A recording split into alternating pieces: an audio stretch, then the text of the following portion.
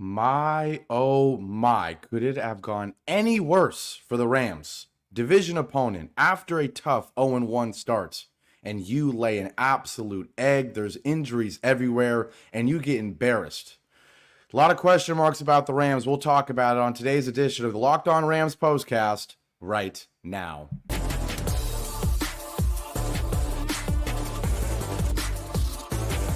You are Locked On Rams Postcast, part of Locked On Sports Los Angeles, on the Locked On Podcast Network. Your team every day. What's going on, Ramley? Welcome back to another edition of the Locked On Rams Postcast, coming at you live from the Locked On Sports Los Angeles YouTube channel and after the fact, wherever you get the Locked On Rams podcast feed. If you don't know who I am, my name is Gavin Carlson, a former credentialed journalist in the LA area, now a part of the Locked On Podcast Network, where it's your team every day, and your team, my team, it's the Rams, and boy, did the Rams show up today? I don't think so. Absolutely embarrassed in Arizona. 41-10 the final. Kyler Murray, Marvin Harrison Jr., James Conner, they all do their absolute thing and embarrass our Rams. Cooper Kupp gets injured. We know how banged up the offensive line is. Matthew Stafford struggles. The defense gets absolutely torn apart. Nothing goes right. Nobody plays well. And now the Rams are 0-2. And now there's all sorts of question marks about it's already hard enough to get out of an 0-2 hole and make it to the playoffs regardless of who you are, but are the Rams a good enough team to get out of an 0-2 hole and make it to the playoffs? Big question for Sean McVay and company. Before we jump into this one, shout out to everybody in here. I see Jeff, I see Craig, I see a few other familiar faces. Whether you're a returner or a new viewer, thanks so much. I appreciate you. Make sure you hit that like button, leave a comment, and subscribe as well.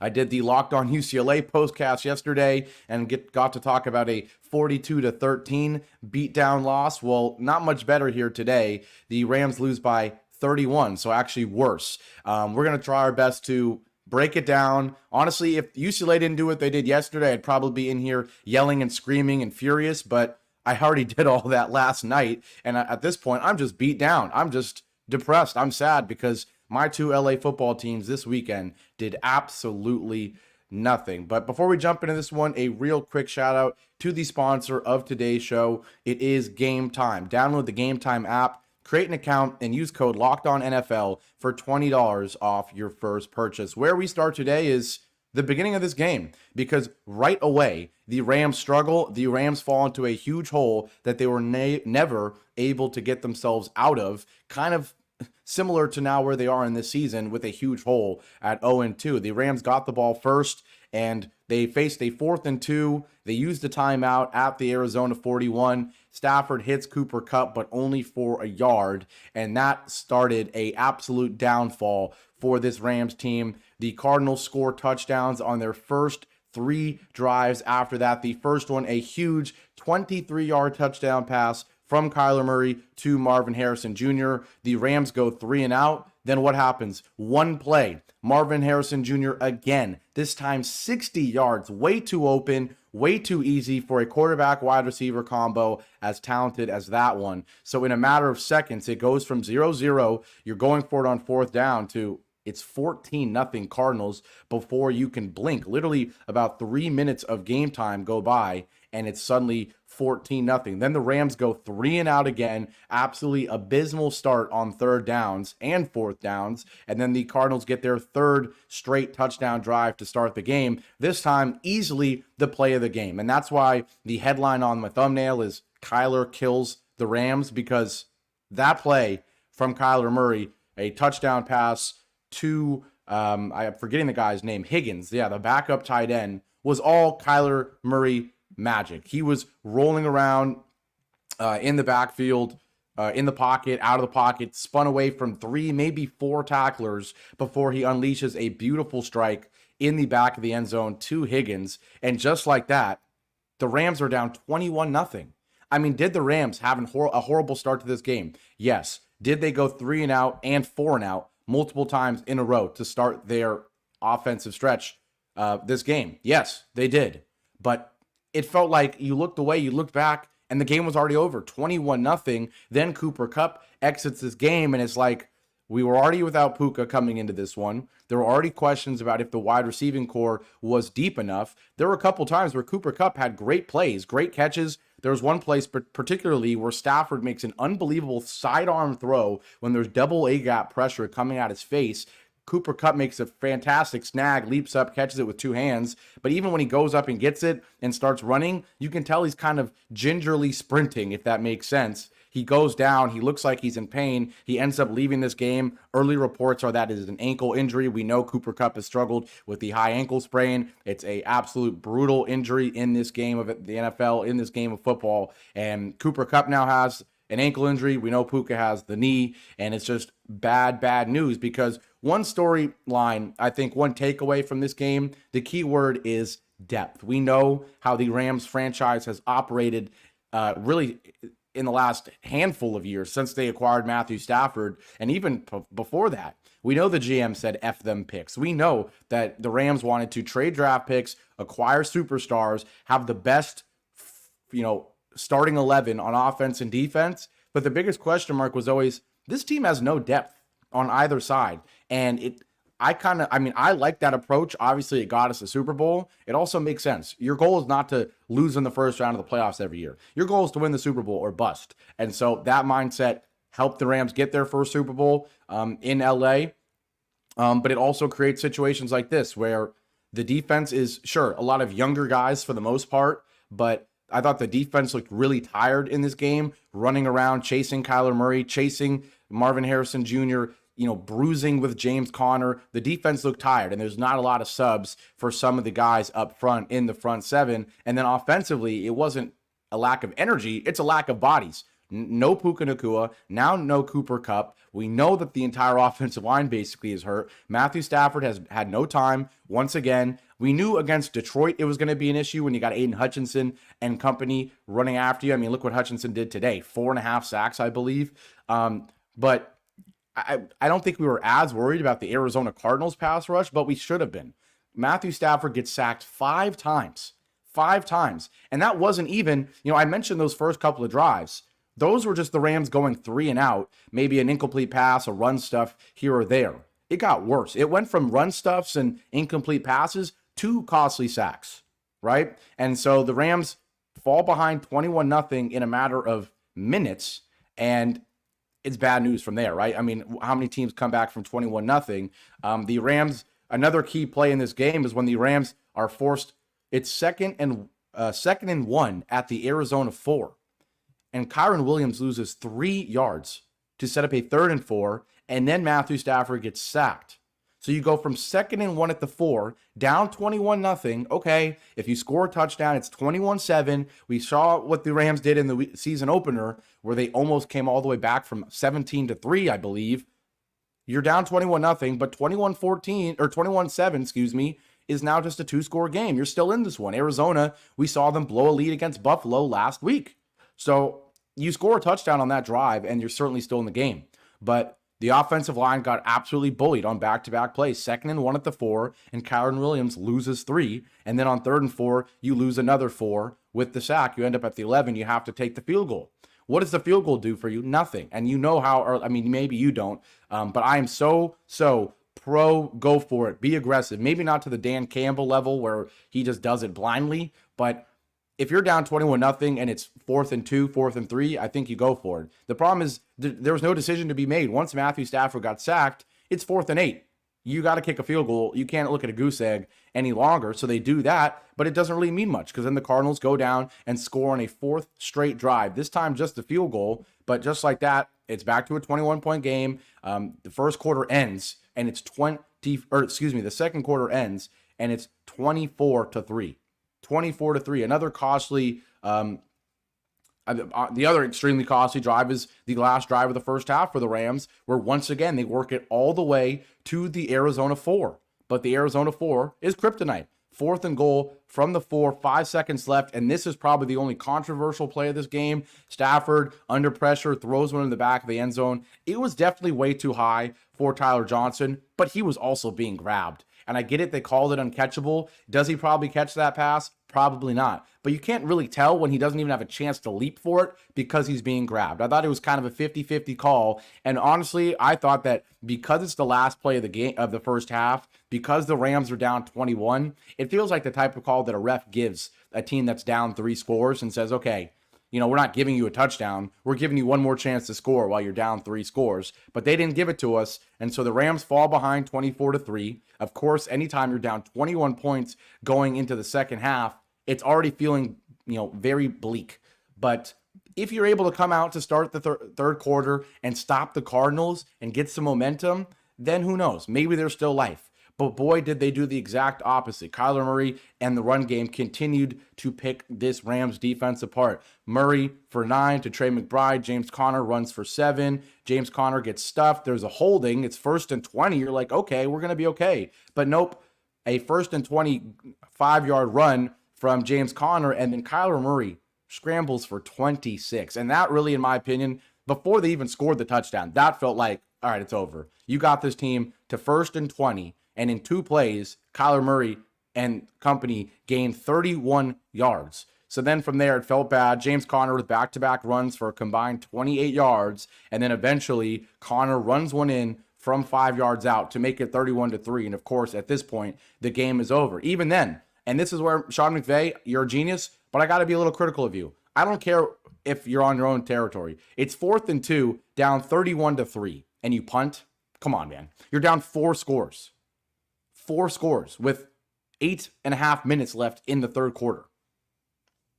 And it's 4th and 2. You got to go for it, in my opinion. I don't care if you're on inside your own 40. Especially knowing that Cooper Kupp is out. Knowing that your offensive line is trash. At this point, you just got to say, screw it. We're on pace to lose this game by 30 anyways. Why not go for it? They punt it. Arizona marches all the way down and kicks a field goal anyways.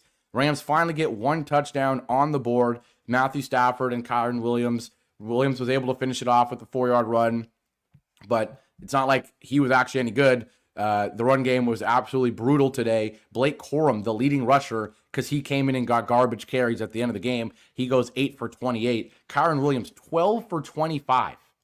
So really, you could ignore the Corum runs. Kyren Williams, 12 for 25, and Matthew Stafford gets sacked 5 times for 24. So technically, if you go sacks versus rushing yards, +1.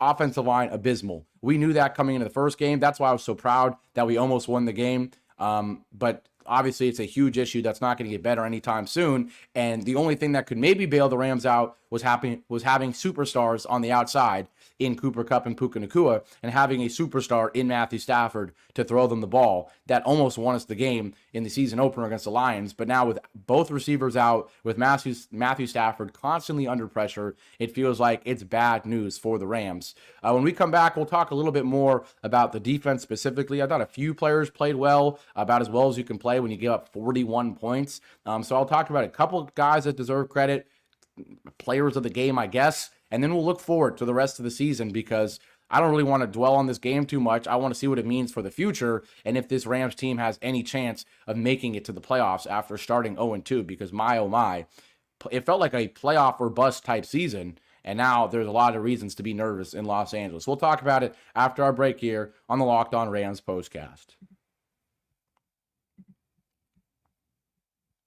Now, today's show is brought to you by PrizePicks. If you don't know, America's #1 daily fantasy sports app is PrizePicks, with over 5 million active members. If you don't know what it is, it's the easiest and most exciting way to play daily fantasy sports, because unlike other apps, on PrizePicks, it's just you against the numbers. All you do is pick more or less on 2 to 6 player stat projections and watch the winnings roll in. Did you know 1 Caleb Williams passing yard gets you 1 win on PrizePicks every week in September? That's right. Only 1 yard gets you an automatic win every football weekend in September. 4 weeks of free W's. Don't miss this deal on PrizePicks, because it's gone when September ends. You can now win up to 100 times your money on PrizePicks with as little as 4 correct picks, and it's the best way to get action in sports in states like California, Texas, and Georgia, where regular sports betting is not legal. So go download the PrizePicks app today and use code LOCKEDONNFL and get $50 instantly when you play $5. That's code LOCKEDONNFL on PrizePicks to get $50 instantly when you play $5. You don't even need to win to receive the $5 bonus. It's guaranteed. PrizePicks, run your game. And today's show is also brought to you by DoorDash. Now, I love DoorDash, especially when I was in college, especially when I didn't have a car. Man, when you got the cravings, you need to eat food. The last thing you want to do is have to get in the car, deal with LA traffic, wait 30 minutes to get somewhere, right? It's the last thing you want to do with PrizePicks. With DoorDash, it makes it easy. Football is finally back, which means it's time to order your favorite game day food too. Snacks and drinks, all that on DoorDash without missing a play. I mean, this game was not very close, but imagine Sunday Night Football, you're hungry, the game's going longer than expected. Maybe your plan on that Sunday night game was to eat after the game ended. I don't know. I eat a late dinner at like 8:30. So Rams-Lions looks like it's going to end in regulation. Maybe the plan was to eat dinner after. Oh no, the game goes to overtime. Now you're starving. Now you can't miss a play. It's overtime. No worries. You got DoorDash. Just go use DoorDash and have it delivered right to your door. Right now, use promo code LOCKEDFALL24 for 50% off up to $10 value when you spend $15+ on your first order. It's a limited time offer. Terms apply. Promo is not valid for orders containing alcohol. Once again, use code LOCKEDFALL24 for 50% off up to $10 of value when you spend $15+ on your first order. I absolutely love DoorDash. I mean, when you're starving, when it's late, when it's early, whatever. If you're in a pinch, no matter what, it's the best place to go. One more time, use promo code LOCKEDFALL24 for 50% off up to $10 value when you spend $15+ on your first order. DoorDash, your door to game day greatness, your door to more. Download the DoorDash app now to order your game day favorites. Must be 21+ to order alcohol. Drink responsibly. Alcohol available in only select markets. Back here live on the Locked On Rams Postcast on the Locked On Sports Los Angeles YouTube channel. I'm Gavin Carlson, and the Rams got absolutely annihilated today. They traveled to Arizona after a tough, heartbreaking, but still valiant effort against the Detroit Lions on Sunday Night Football. Not today. No close, tight effort. Absolutely blown out 41-10. The Rams fall to 0-2. Big questions now about whether the Rams can make the playoffs after falling in this 0-2 hole. Matthew Stafford finishes today 19 of 27, 216 yards, no touchdowns, no interceptions. I thought he was okay. He was about as good as he could be for someone who got sacked 5 times and probably evaded another 3 or 4 sacks for a guy who loses his number one target in Cooper Kupp at halftime. With Puka Nacua already gone, there's just too many injuries to deal with the offensive line, with the talented players on the outside. Too much to overcome. And let's be honest, today was a crazy day in the NFL. A lot of favorites got beaten and destroyed to some degree. I mean, the Saints absolutely unload on the Cowboys. The Ravens lose to the Raiders. The Lions lose to the Bucks. The Niners lose to the Vikings. I don't even know. The Chiefs and Bengals are in a dogfight right now. Absolutely crazy all over the league. So it really felt like a missed opportunity to some degree for the Rams to pick up a win on the same time the same day when the Niners lose, the same day where you obviously would be beating the Cardinals in the division. The Rams would just be tied for first place, just like that, with the Niners at 1-1, and also would have a division win under their belt. So a huge missed opportunity there as well on a day where the Niners lose and the Seahawks barely beat the Patriots. But I will say it does feel like this Cardinals team is better than a lot of people expected. Kind of a mixed feeling on both of these teams, being the Rams and Cardinals coming into the year. You know, the over-under win total for the Rams obviously higher than the Cardinals, but a lot of people were sneakily saying, hey, I like the Cardinals, man. I think Kyler's going to be healthy. He's got Marvin Harrison Jr. The defense naturally can't be as bad as it was last year. They're not going to be a playoff team, but maybe they'll be a dangerous team. They looked like a playoff team today. Let's be honest. Kyler Murray looked like the Kyler Murray before injuries, where there's times where you'd be saying, is this guy a future MVP, right? He looked unstoppable today. 17 of 21, 266 yards, 3 touchdowns. He evaded sacks like crazy. And when you know he's as mobile as he is, the pass rushers aren't able to get in there as easily, not only because he's going to escape, but also even when they do get there, he's so easy to slip off. It's so easy for him to slip off of defenders and then run around, do Houdini-like things in the pocket, and make a couple incredible throws. Didn't help that the Rams absolutely could not stop the running game at all. James Conner, 21 carries, for 122 yards and a touchdown. Now, James Conner, whenever he plays for the Cardinals, he always plays well, but the Rams own the Cardinals 13-2 in their last 15 meetings. The Cardinals hadn't beat the Rams at home in 10 years, and that was back when we were the St. Louis Rams, right? So this is recent ownage for the Rams over the Cardinals, which makes this game, maybe not it being a loss necessarily, but an absolute blowout like this. It is so surprising. Obviously, Marvin Harrison Jr., after a weak debut in Buffalo, what a response. 4 catches only, but that's all he needed to have 130 yards and 2 touchdowns. He had that huge 40-plus yard touchdown, or no, I guess it was a 23-yard touchdown, and then he had the 60-yard touchdown. Only 4 catches on 8 targets, but when 2 of them are huge plays like that, and I think he had another one that was like 40-plus. Can't do much there. Trey McBride, 6 for 67. Other than that, they didn't really hit that many guys. 10 of those 17 receptions going to those 2 players. Matthew Stafford spread the ball around pretty well. Demarcus Robinson, 2 for 50. Tutu Atwell, 3 for 48. Cooper Kupp, 4 for 37. Jordan Whittington, maybe he'll see some more burn. The preseason player of the year, in my opinion, for the Rams, or the player of the preseason, excuse me. We're going to see some sort of rotation, because if Cooper Kupp and Puka Nacua are both out, Demarcus Robinson, Tutu Atwell being out there the whole time is not going to get it done. You got to rotate guys. You got to get Tyler Johnson some opportunities, then get the tight end Colby Parkinson some opportunities. I was expecting a pretty good game for him. Boy, was I wrong there. So Stafford did have the fumble, of course, a costly one late in the game that also kind of put this one away. But yeah, an unfortunate result for the Rams. When I come back, I'll talk about a few guys on the defense that stood out for me in terms of playing well in a game where most did not. And then we'll look forward to the rest of this season and hopefully talking about the Rams getting out of this 0-2 hole. We'll do all that after our last break here on the Locked On Rams Postcast. Now, finally, today's show is brought to you by Game Time. I love Game Time. If you don't know what Game Time is, it's an authorized ticket marketplace and has a new feature called Game Time Picks that makes getting tickets for your favorite live events even easier. Game Time Picks filters out the fluff to show you only incredible deals on great seats, so you don't have to waste time searching through thousands of tickets.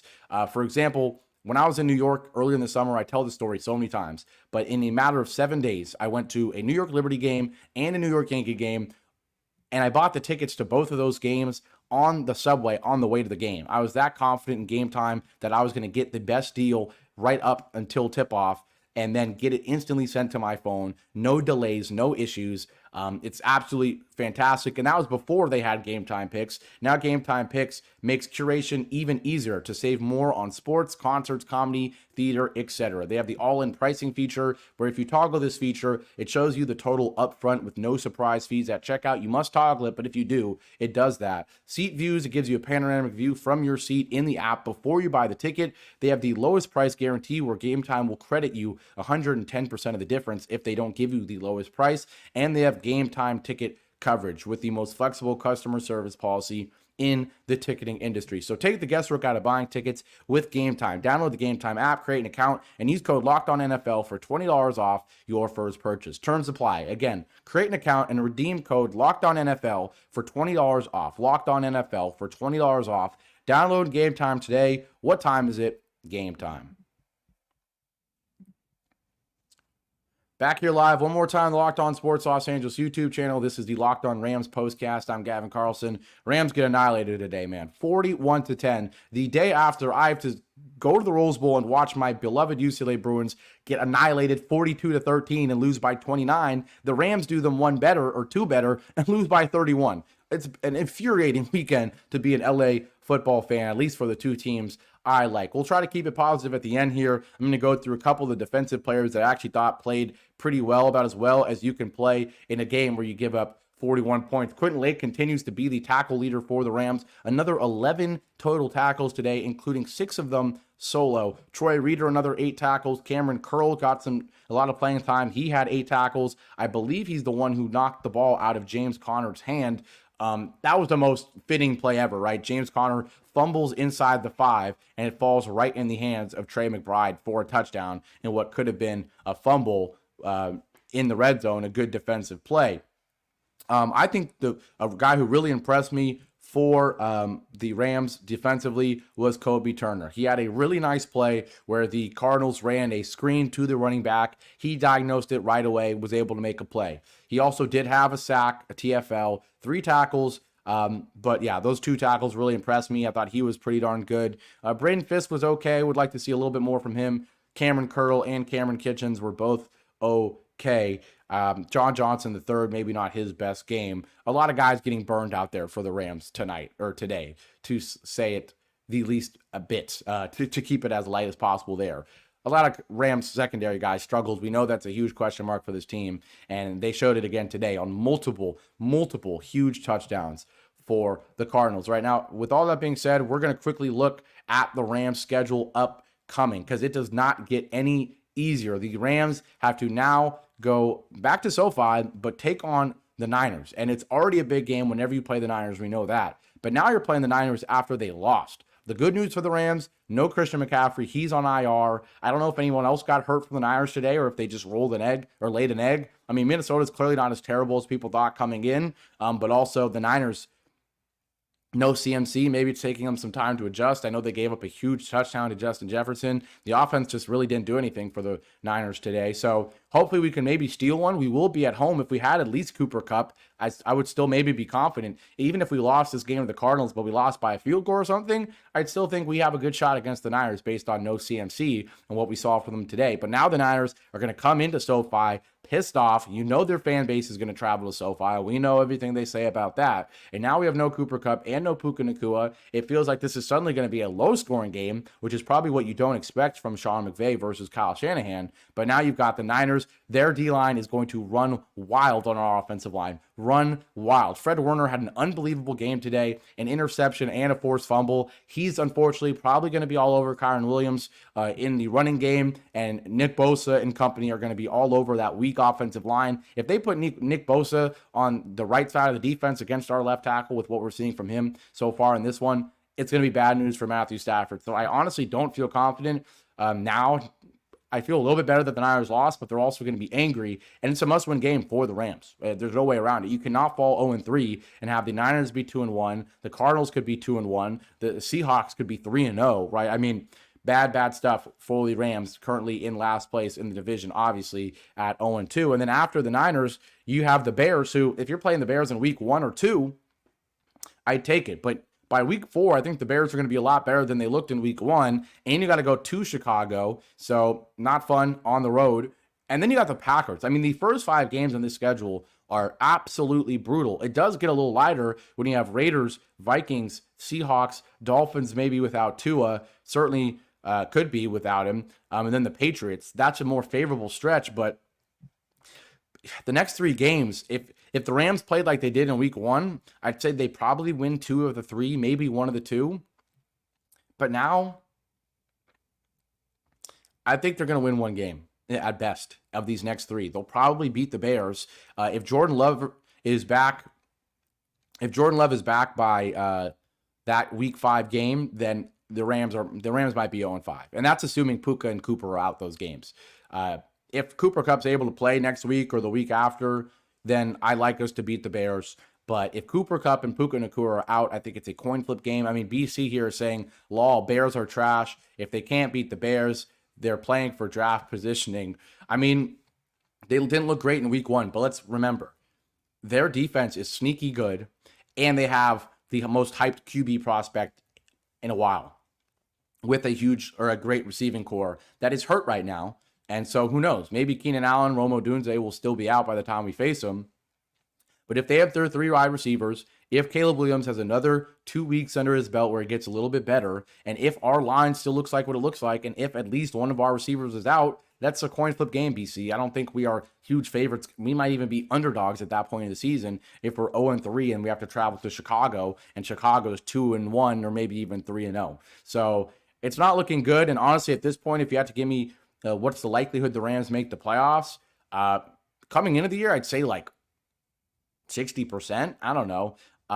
When you fall to 0-2, I think the percentage is 11%, but that's thinking that you immediately win like the next 2 or 3 games. The Rams, in my opinion, are at least going to lose 2 of the next 3 games. You're 1-4.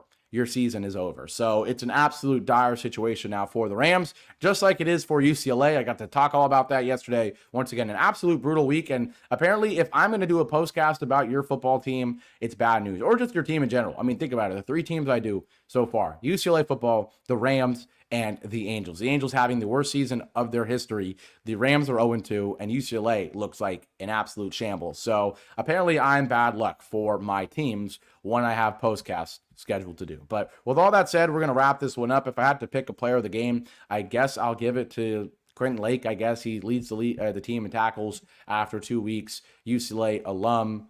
So I'll give him his credit. But that'll do it for this edition of the Locked On Rams Postcast. Rams fall 41-10. Unbelievably bad. Huge questions now about this team going forward. Thanks so much for watching. I appreciate it. Please leave a like, comment, subscribe if you haven't already. Please help this community continue to grow, whether it's the Angels Postcast, the Rams Postcast, the UCLA Postcast. I will be here for all of those. So appreciate all of you. Leave a like, comment, subscribe, all that good stuff. And as always, even after a game like today, go Rams. Have a great rest of your weekend, everybody. I'll see you next week.